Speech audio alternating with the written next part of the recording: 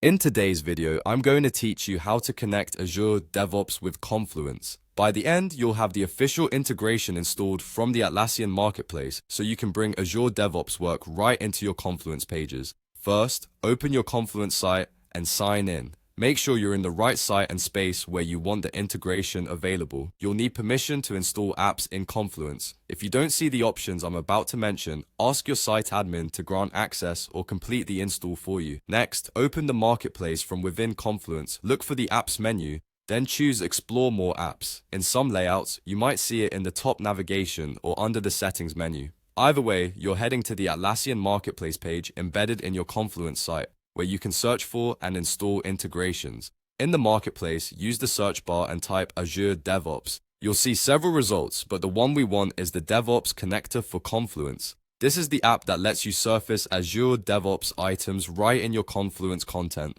Open the listing to review the overview, screenshots, and compatibility. It's a good idea to confirm it supports your hosting type and to take a quick look at the permissions it requests so you know what access it needs to function. When you're ready, click Try it free. Confluence will guide you through a short installation flow. Follow the prompts on screen. Select your site if asked, review the permissions, and confirm the install. The process only takes a moment, and you'll see a notification when the app is successfully added to your site.